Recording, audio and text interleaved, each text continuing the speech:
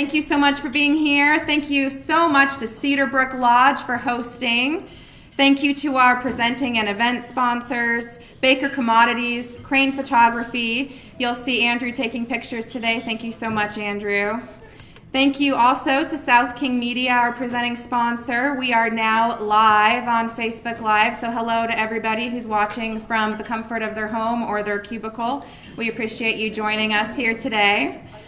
And also, thank you so much to our cities and to our mayors, our city representatives, our sponsors, and all of our members. Your dedication and support ensures that we are able to provide opportunities such as this for our community. So thank you so much. I want to also take a moment and honor the dignitaries that are in our room, our elected officials. We so appreciate your service and commitment to our community. Of course, we have from the City of Burien, Deputy Mayor Nancy Tosta. We also, thank you. From the City of Normandy Park, Mayor Jonathan Chiquette. From the City of SeaTac, Mayor Michael Siefkes.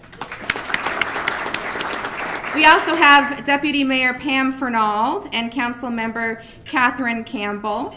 And we also have Council Member Peter Kwan. So thank you, City of SeaTac. From the City of Tukwila, of course, we have Mayor Alan Eckberg. Thank you so much. We also are honored with Council Member Joe Duffy, who's also here with us. So thank you so much. We also welcome our board members, Board Chair Dan Matthews. Thank you. And also board members Jill Andrews, Darla Green, Julian Lowe, and Gino Rossellini. Thank you all so much for being here. Our ambassadors are also here, Couture Boyts, Michelle Clark, and Steve Emery. They're busy selling extra tickets for those fabulous door prizes. We have Rainier's baseball tickets, Mariners tickets, and also some fabulous spa prizes courtesy of Cedarbrook. So we hope that you are ready to be a great grand prize winner. Of course, we're all winners because we're members of the Chamber of Commerce in this fantastic community. Thank you to Baker Commodities and Puget Sound Energy, the Rainiers, and Cedarbrook Lodge for donating these fabulous door prizes. So now, without further ado, we're going to introduce our mayors. They're going to have an opportunity to say something to you, whatever they want, so an important message, things that they feel that are most important for you to know about what's happening in their cities, and then also what's happening with the work that they're committed to. After we hear from each individual mayor in person, we'll also have an opportunity to do a brief panel discussion. Scott Schaefer has volunteered to help me with the panel discussion, so we'll have a great panel discussion with everyone on stage here. And then there will also be an opportunity for you to text me your questions for our mayors and also for Michael, who so graciously agreed to be here from the City of Des Moines. Mayor Matt Pena, unfortunately, had a last-minute conflict and couldn't join us in person. So we really appreciate you, Michael, from the City of Des Moines, being able to step in and speak for the city in his stead. So thank you so much. Chamber board members, chamber members, thank you for the privilege of being here before you this evening. I'm Alan Eckberg, the mayor of the City of Tukwila. Had the pleasure of serving the city for over a year and a half. Prior to that, since 1990 to about 2015, I had experience as a city council member, so it's been a real pleasure serving the residents of the city of Tukwila and being a part of the region. And I am blessed that we have such a prosperous chamber here with us today. Prepared a few notes. You'll see a slideshow just rotating through. Periodically, it'll refresh with a new slide every 20 seconds. In Tukwila, we have some amazing things happening, just amazing things happening. What we're seeing now in the South Center Urban Center is something that the Tukwila City Council, the mayors previous, have been working on to get housing in our central business district. We're seeing now 19-story high-rise nearing completion. The developer here and the owner here is here, Omar Lee. Omar, can you stand up or raise a hand? Thank you. This is really wonderful. They'll have 4 floors of a quality, high-grade hotel with amenities such as pool, weight rooms, snack bar, fine dining, 3,000 square feet of conference space. It is going to be an excellent addition to the city of Tukwila, and because of its placement there, other businesses are interested in starting housing in the Tukwila Urban Center. So we're very proud of that development opportunity. Also, there's amazing things happening in the city of Tukwila around dining, entertainment, and the ability to play in our city. Some of the things going on at Westfield South Center Mall include over 15 million annual visitors, bringing economic gain to the city of Tukwila and the areas around it. We have seen Din Tai Fung, very famous restaurant, open up at South Center recently. We've also seen Kazuk Ramen, as well as 85 Degrees, which is a bakery, all at Westfield South Center in the last 6 months. Wonderful opportunities going on in our city. Odin Brewery, you probably heard of them. They bought Hilliard's. They're established themselves as a well-known brewer. They've also opened up with cold brew now for the first time in our city. They're contributed to economic development, to a lot of different things going on in the city. Also, Seattle Chocolates in Tukwila. They have opened up tours of their chocolate making facility, so you can go in and actually see the chocolates being made. The best part is there's so many samples, it's wonderful. Museum of Flight, located in the city of Tukwila. 630,000 annual folks come through our city to attend the Museum of Flight. They have a wonderful air park, and they're adding to it a B-52 exhibit within the next 18 months. The B-52 bomber, as you knew, flew many sorties into Vietnam and served the world, and is still serving the world right now today. So it'd be fun to see that aircraft. I remember humping it when I was at aircraft in the military. I used to guard it. Starfire Sports, 1.3 million visitors come into the South Center area, into the region, into our local cities. S2 matches, which is a sub-team, are actually played in Tukwila, and Sounders will be playing a match real soon with the Timbers, and they'll be this next Tuesday as the U.S. Open Cup competition here in the city of Tukwila, so it's going to be wonderful.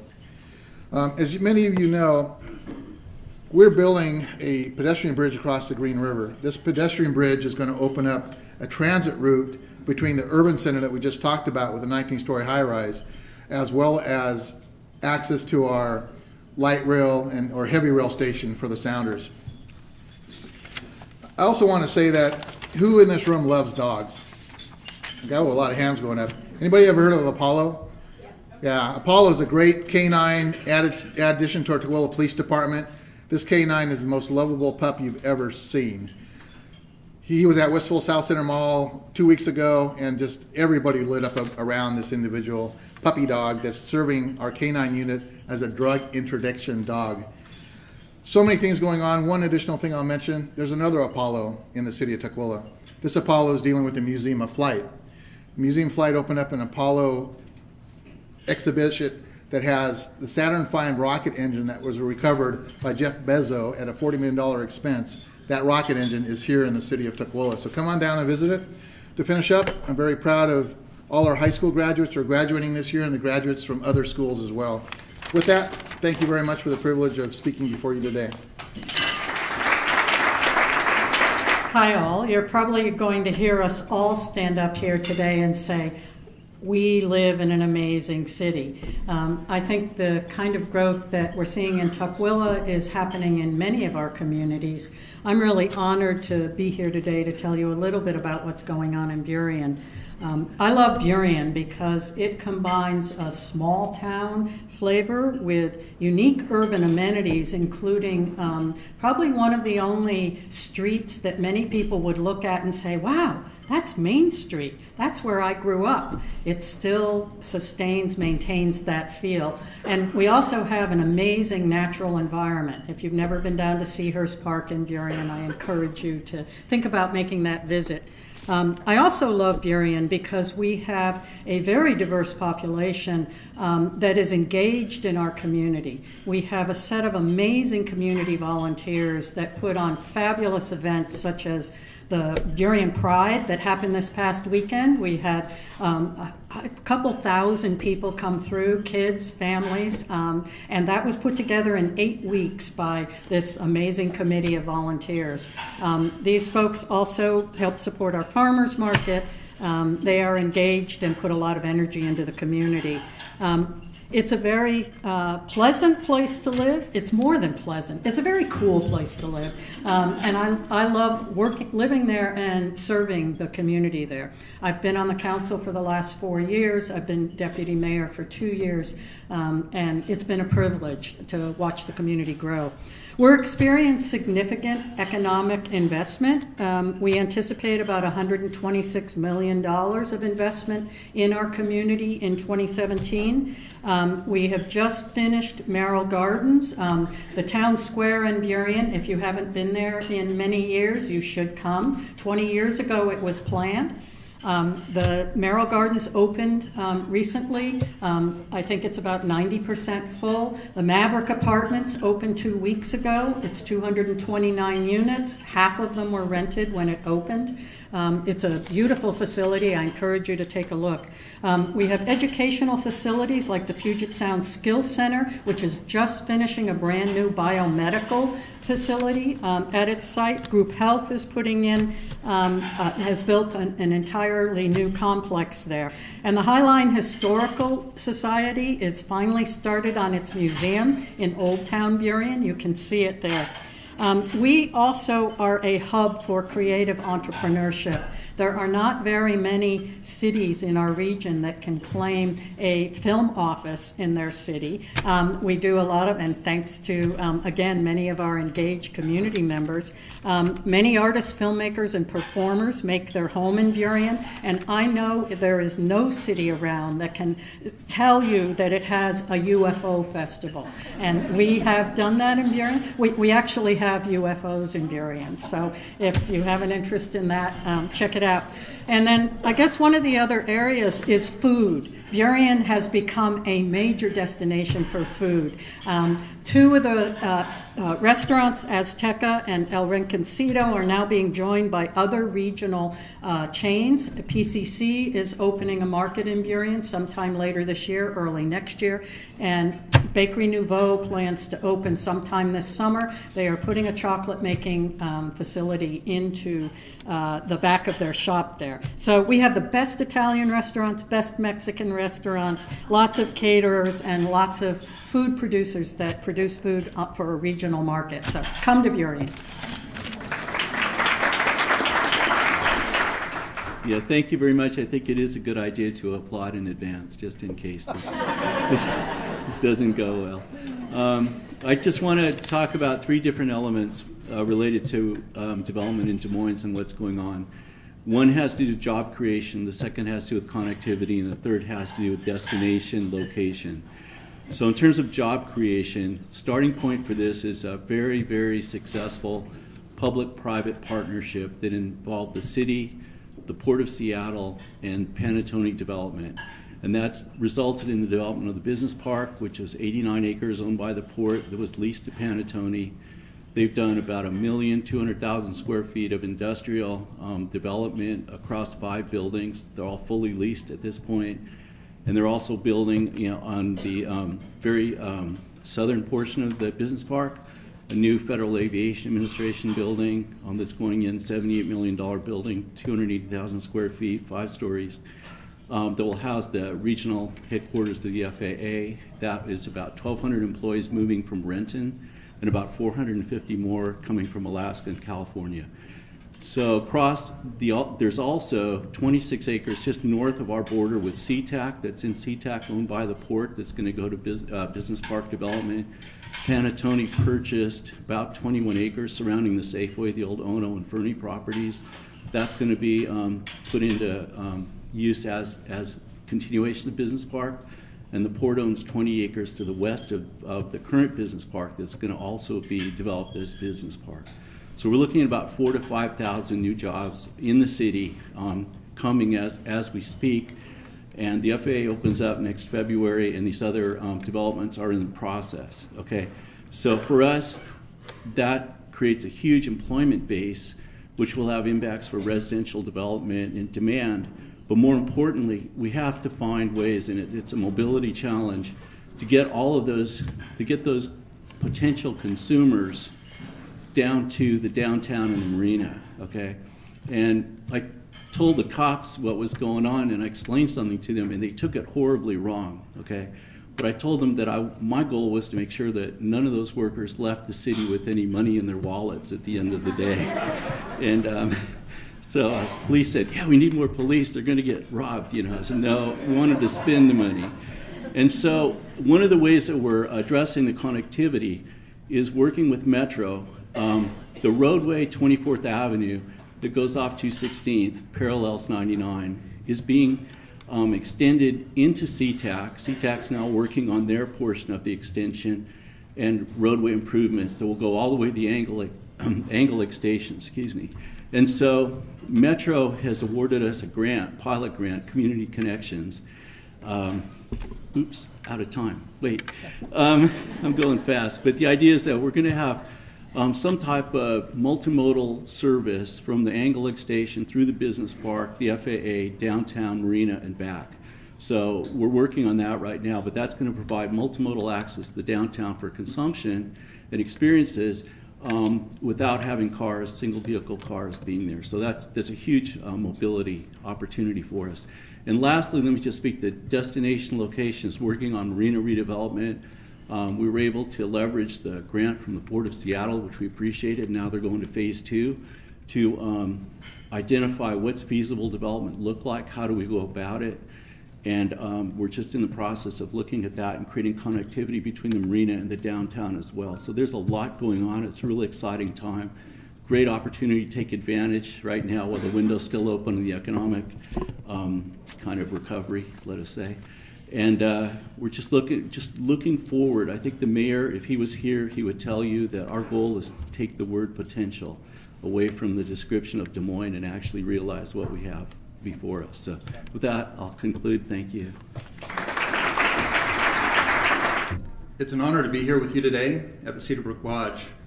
And I'd like to thank the Seattle Southside Chamber of Commerce for the invitation to speak and share in this opportunity. It never ceases to amaze me how such a beautiful and serene location like this can be tucked in so closely to the lively surroundings of the airport and the hotels. But when I think about it for a moment, that is how Normandy Park, my home, is to me. A beautiful hideaway nestled within the trees, resting gently against the Puget Sound shore. And even though it feels far removed from the hum of the surrounding world, Normandy Park is only 11 miles from downtown Seattle. It's less than 5 miles from the SeaTac International Airport and 7 miles from Westfield South Center Shopping Mall. Of course, not to forget Normandy Park's close friends, Burien and Des Moines, who are just across the street. How lucky we are to have such great neighbors with a wealth of services, shopping, and entertainment. As Normandy Park continues to refine the way we think about supporting and improving our economic footprint, we turn to those who have been in our shoes. The large, capable community of mayors, chambers, and business owners who are always more than willing to partner and support a better economic future for the whole. It is this level of community and regional thinking we continue to encourage and nurture. By utilizing services like this chamber, the SBDC, Southside Alliance, businesses of all sizes can find the help they need to be successful in a competitive marketplace. As we look to the future of Normandy Park, 10 and 20 years out, it's clear that we have a lot of work ahead of us. There is a strategic rezoning that must take place while still being mindful of the environment we all love. And even with the best of intentions, it is always imperative that we understand the impacts of our decisions and allow our community, residents, and neighbors the opportunity to become a part of the solution we're working toward every day. With unity, diversity, and inclusion, this future, our future, is looking more vibrant and equitable for all. Thank you. I've gone through a lifetime of my name being mispronounced, so it's never bothered me, and it doesn't bother me now. So I appreciate this opportunity to speak to you today. The food smells really good from up here. If you notice, we don't have a table and plates in front of us, but I hope you're enjoying the meal. This is a great establishment. one of our assets for the city of SeaTac is here. So I'm glad if you've never been here, you come back and enjoy the things that you can do here. You've got a laundry list here. We have a great economic development director in Jeff Robinson who's prepared a long list of good things that are happening in SeaTac, and I'll touch on some of them, but briefly. My time limit is 3 minutes, and that is not very long to go through everything good that's happening in the city of SeaTac. I spoke last year. I believe it was in June last year also, and at that time we had just undergone a change in mayor in the city of SeaTac about 2 weeks ahead of time. So all of a sudden I'm mayor, and within maybe 8 or 9 days I'm up here talking about all the good things that are going on with the city of SeaTac, and it was a difficult experience for me. I had the long list because we've got good things going on, but I just kind of got thrown out there. But I feel a lot more confident today because I see a lot of faces out there that were strangers that are either acquaintances or friends at this time, and I appreciate you being here. So in the last 12 months, we have had a new city manager. We have Joe Scorcio as our permanent full-time city manager. He was acting for quite a while. And if any of you know Joe, he is a natural at being city manager. And the only problem is he should have started doing it 5 or 10 years ago. And so I really appreciate the way he's guided our city at this time through some of the things that we've needed to go through. At the beginning, a year and a half ago, we decided the city repealed the utility tax.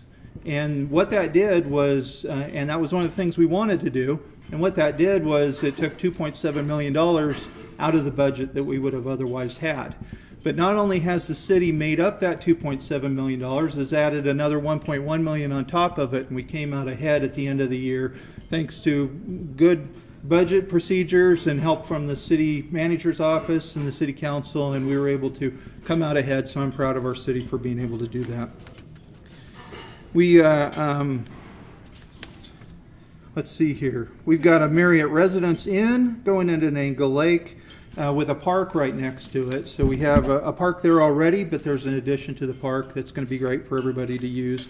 We had our boat races on Angle Lake. It was the first time we've been able to do that, and those came off very successfully. So we invite you to come to those next summer, or this summer? This summer, okay. And come see the boats. They're not these big old boats that you'd see at Seafair. They're a lot smaller, but that just makes it even a little more fun. And a lot of kids that are using those too. Oh, really? Out of time? Please wrap up. Really, I've only started on this. All right, so I'll end on this note. I am really proud of the city of SeaTac. We have a lot of good things going on there. We've got a great city staff. We've got people that care. We've got people in the community that care. We've got great businesses. We've got an airport committee, which I think was one of the first in the region to address the airport issues. It's being used elsewhere now. We've got a lot of great things going on. So come and see us. And of course, if you're going to the airport, you kind of have to. So thank you. All right, we're going to start with Nancy Toss, the Deputy Mayor of the City of Burien.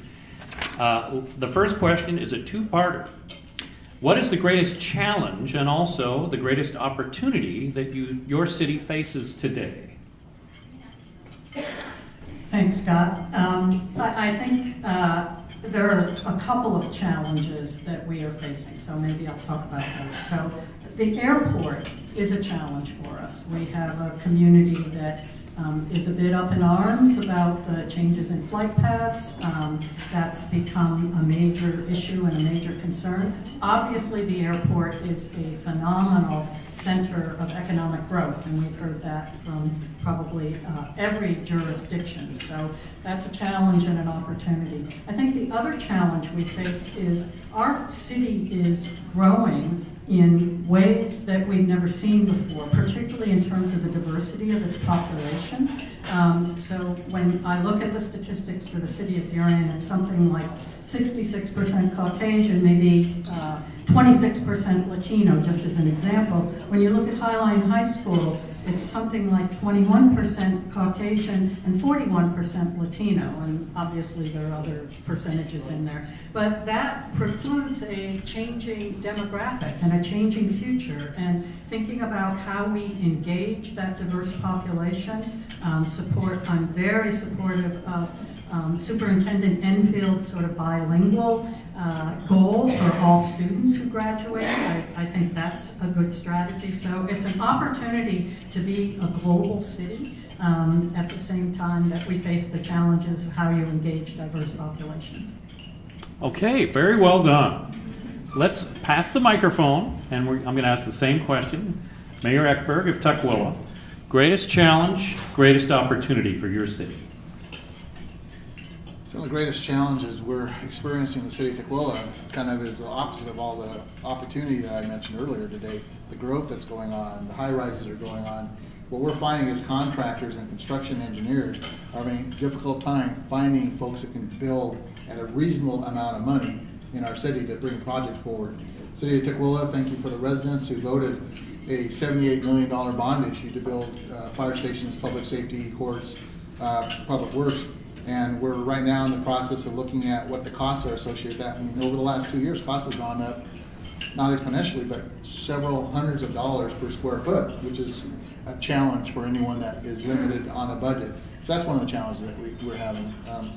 As far as another challenge, it's how do we deal with housing in our local residential neighborhoods. Last week I was with the Foster High School students, Teams for Tukwila.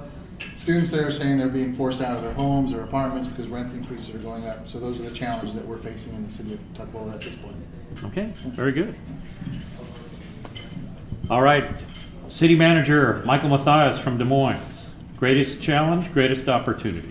I think that the way I characterize our challenges is that typically moving from a suburban platform, all of our cities are moving to more urbanized dynamics. And that's a function of a lot of things. It's also a function of the region relative to land costs on the east side or Seattle. The value that's available in South King County becomes more apparent to developers, and so there's opportunities. But those opportunities are the challenges, and one of the things we face is a community where everybody will say that they want development, but no one really wants change. And so that has political implications, social implications, financial implications, and I think that what it is, the challenge that creates the opportunity is being able to articulate what that opportunity is and what the amenities that come from that will be. As our communities come to build out, then what we need to do is accommodate the younger families that have moved in, all residents, senior citizens, everyone with amenities, parks, opportunities, activities, recreation, and access, in our case, to the waterfront. So the challenge is how we frame it, how we move forward, and how we gain community support to do that. All right, very good. Now on to Normandy Park Mayor Jonathan Chiquette. Challenges, opportunity. Well, I think I could almost answer both with the same topic, which is revenue. Normandy Park is small. If anybody in here doesn't know where Normandy Park is, I won't be surprised. It's okay. It's truly a beautiful place to live, but there is such few locations for development. So think of Normandy Park as already set in stone, right? Everything's built out, retail's there. There's just not enough retail to continue to grow the city revenue in a way that allows us to maintain a better, more richer run city. So the only way to grow that is to work with the current residents, the current retail owners, and think about bringing more people in. How do we bring more people in? How do we shop local? How do we keep people in the city? And so solving the revenue problem is really solving a community problem. It's getting the people that live in the city to think more about how they can impact the city they live in to maintain the level of service that they require. All right, very good. And pass the microphone to your left. Oh, he's got one already. I got my personal microphone. You bring it with you. Okay, so Mayor Michael Sifkis of CTAC. Greatest challenges, greatest opportunity. Well, I think it's probably no surprise that our greatest challenge is having the airport in our community. And it's also our greatest opportunity. The airport is the lifeblood of our community as far as bringing people into the community, for businesses in our community, the hotels and motels, to the car rental places, the parking lots and such. The airport provides an opportunity for us to monetize on that, to be able to benefit by providing services and having opportunities for businesses to come in to serve those people. And it's also the difficult part. There's, I believe, 42 million people that fly in and out of SeaTac Airport every year. Is that right? 42 million? And because of that, a certain percentage of them come in cars, some of them come in Uber and Lyft, some of them come in the cabs. So we have all these additional trips through our city on the roads. Uber and Lyft will do over 1 million car rides in and out of the city this year. And what that means is we have to support that, even though we get no revenue. So we're finding ways that we can make that work. One of the opportunities that we have that I'd really like to see in the current council's really been working on is we'd like the ability for people that stay at our hotels to be able to walk somewhere close to the hotels and be able to get a good bite of food or a dessert or buy something or do something. We can't compete with Tequila on their shopping, and we wouldn't try. We can't compete with Burien on their downtown. We don't have a downtown like that. We don't have a marina like Des Moines, and we don't have beautiful areas like they do in Normandy Park. We are what we are, and we're trying to do our best to serve the people that come here. All right, thank you very much. Now, Nancy, you need the microphone because we're coming back to you for question number 2.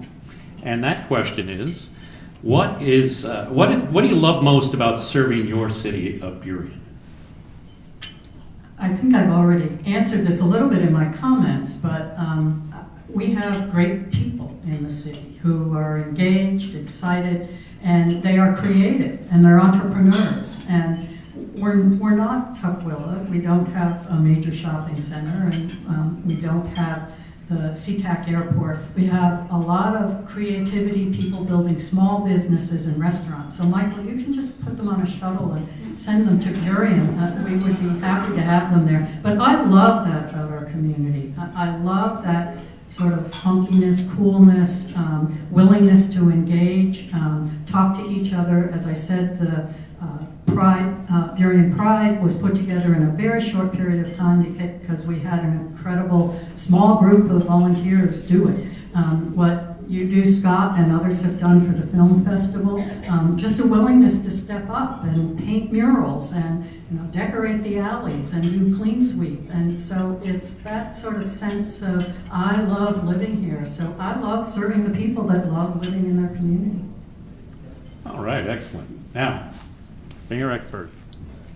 What I love about being the mayor of the city of Tukwila is the fact it's so diverse in multiple different ways. You go to a high school graduation, a rainbow of color. Diversity in Tukwila is broad.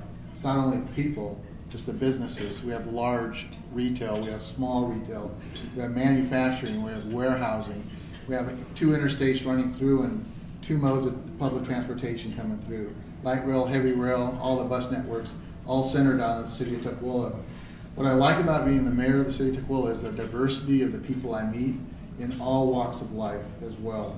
I have the opportunity to go into businesses and understand a little bit about what a business is doing. I have the opportunity to go into high school, talk with the youth in our high school, to show them as an example of someone that grew up poor in the city of Tukwila who can become the mayor of the city. There's these opportunities of richness within our city that I'm very, very proud of. I love and enjoy this community. Very good. And on to Michael Mathias, Des Moines. What do you love about it? Thank you. What I love about our situation right now and the role I get to play in it is that there's opportunity for development, for some changes that are really positive for the city. There's governance structure, a city council that's extremely open-minded and supportive. There are financial resources, both through public-private partnerships and through private sector interest and investment. And the part I love the most is that there's an opportunity that if we align the pieces in the correctly, if we do it correctly, we can get the outcome that we want. And I find that to be a very rare opportunity in serving in local government, and that's what I love about it. All right. Mayor Chiquette, Normandy Park. I think the number one thing that I love the most about my job as mayor is bumping into folks like Daniel sitting out there in the crowd at local Starbucks. The residents that I bump into that continually educate me and give me what I need for ammunition to make better decisions when I vote. There's nothing better than knowing what you're doing is going to benefit the whole. We are struggling, as any city does, with making the right decision at the right time. And we try to look so far down the road that sometimes that feels impossible to do. But I find that connecting with my constituents on a regular basis, meeting them where they live, and making decisions based on what they tell me, make my job easier and make it more fun. And finally, Mayor Sifkes. I can honestly say I enjoy being mayor. I didn't know if I'd ever say that, but I do enjoy being mayor. And, running the city council meetings, we're a weak mayor form of government, so I run the meetings and go do a few other things. And meeting people out there, and my jokes are a little funnier when I'm at City Hall. And so I appreciate that. We're all laughing inside. Yes, exactly. So, we have some great people that work at the city, and we have people in the community that are involved that really have some good ideas. And they come in and we talk about it and we implement them. We've seen progress in the city of SeaTac. We're not standing still, we're going forward, and I do really appreciate that about where I'm sitting. This first question that came in, this is mostly directed to representatives from Burien, Des Moines, and Normandy Park. You all produce a quarterly magazine that you distribute to residents. Can you talk to us a little bit more about how you use that magazine to not only communicate with your residents, but also to promote your city? So I don't know, whoever wants to go first. I can talk a little bit about it because ours is relatively recent. I think we started it last year. It has been a fabulous vehicle for helping the community understand everything from where their taxes go to how stormwater runoff is managed to what it means to have an immigration prohibition. I mean, lots and lots of information that we get questions in the city about. And our new public information officer has just done a fabulous job of putting together articles that are also translated into Spanish. So it's been a great way to reach out to people in the community who have questions. And then certainly our businesses advertise in it, regional businesses as well as local businesses. So I think some of us weren't sure that it was going to be a great way to reach our community, but it's turned out to be a fabulous tool. Great. Who else is, are you gonna? Let me turn my phone. You don't have to text the mayors and the city managers their questions. You text me your questions. So for Normandy Park, we have the city scene, and the magazine is a beautiful representation not only of what the city looks like, but what the community is like.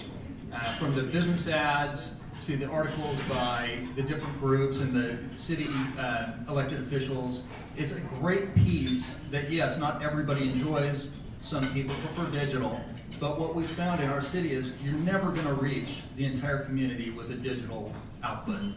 Not everybody reads email, not everybody is online. And that City Scene magazine is tremendous in our city. I can't tell you how many times I've been off to the grocery store to pick up something, usually milk, and I've been stopped and someone tells me how much they love that magazine. So it's an invaluable piece of what we do day to day.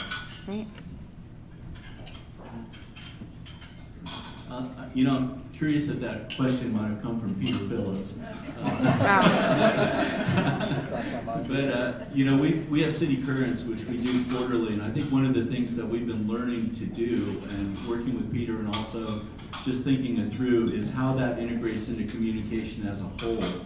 And are there specific issues that we can identify in City Currents and then build on and put on the website distribute in other venues, and also utilizing city currents. I think one of the things we're going to be working on is an economic development kind of deliverable within that. We can hand, it'll be a standalone individually, or also as part of city currents to inform people what's going on. So we find it a really valuable tool, and a tool that we're trying to build on in the future. Great. And then also, the City of SeaTac also does a quarterly mailing, right? You have a quarterly publication that you use. So could you talk a little bit about how you use that publication as well? Right, I don't think ours is quite as nice and shiny as the other ones, but it lets our citizens know what's going on. So, and we've had discussions about maybe taking it to the next level, but we're not quite there yet. Great. I think this question is probably more directed to City Manager Michael Mathias. So the City of Des Moines currently doesn't have a grocery store. And, you know, talking about some of the buildings down there, you know, by the marina, the dollar store, you know, are there any kinds of plans in the works that you could share about being able to build that or develop that area a little bit? It's the question I'm paraphrasing. I'm going to let Tony answer that. Text your questions to Tony. His number is... Yeah, Tony and I have been through many conversations with people about that. You know, the thing about it is up to this point there had been a QFC, but there was not enough demand to justify the continuation of that grocery store based on their business model.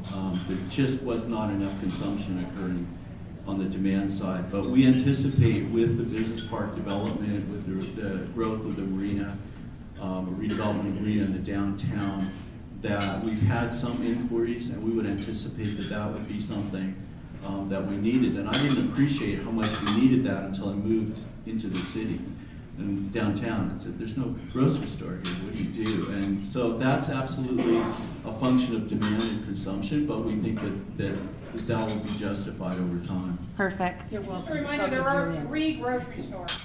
Thank you, Jill from Destination Des Moines. None in Marina, but there are 3 grocery stores. And there's also the Saturday Farmers Market. Perfect. Thank you. And grocery outlet. Awesome. Check our website, Chamber members. We'll get it on there. This is more of a regional question. So certainly, as a regional Chamber of Commerce, we are focused on, you know, finding what are those, you know, solutions to the regional problems that impact, you know, all of our municipalities. On our legislative agenda this year, we did have homelessness. We had the opioid addiction issues. We had mental health funding. Those are all issues that impact not just our region, but regions across the country. Could you speak a little bit about what your cities are doing to address some of these, you know, larger issues, not only in your city, but also from a regional perspective? So whoever wants to take that one first. Thank you, Mayor Eckberg. Someone has to volunteer. Homelessness, one of the problems that we've been dealing with, you know, for years. There's no quick solution for it. I think everybody recognizes that, but there are things that are positive that's moving forward. In the city of Tukwila, we've had conversations with providers of service for families in need that don't have a place to go to, that need a place to go to, and what service could be provided to them. So we're having those type of conversations right now. We're also looking at and talking to organizations that provide affordable housing and what it is that they could do within our community. There's also, along with housing and homelessness, is the medical need and services. We're talking to Health Point about building on some Tukwila property, next door to some Tukwila property, with what they could do and what they could do to bring into the community medical services to help those that are in need, that would be homeless or that would be in underprivileged living conditions. So those are things that we're looking at internally within the city of Tukwila. We're also involved in a regional aspect in the south end, working with our fellow communities such as Canton, Auburn, Renton, around this concept of homelessness. What can we do to improve quality of life for everyone? And what can we do as a region to share? Not everybody can have a men's shelter, not everybody can have a women's shelter, not everybody can have a family shelter, but what is it that we can do in a region to help split up the needs? So those are the things that we're dealing with. Perfect. Great, thank you so much. And then we do have time for just one more question. I think we'll just do it kind of quick round robin style, which is what is each municipality doing to help improve the business climate or, the business districts in each city? So I'll take that first. Our BEDP, which is our Berrien Economic Development Partnership, met this morning. We're talking about our B&O tax, for example. Is that something that we should keep? We should think about changing it. We're also talking about the opportunity for a lodging tax potentially, and how do these function as an incentive or a disincentive to attract businesses and encourage them to stay? One of our highest priorities is trying to keep the businesses that we have in place now successful in our community, and talking to them about what is it that is working in the city, what's not working. Do we have to change permitting? Do we need to think about a business development district of some sort? So I think we're looking at that on every front, just as every city is trying to figure out that economic development potential. Great. Except Des Moines, who's taking the word potential off. Thank you. No, I think just briefly, because the answer is a long answer, but the short answer is that, we had not participated recently in the chamber. And I think we've been so encouraged by Andrea's leadership and by the opportunities that we're looking forward to doing that the coming year. Thank you, appreciate that.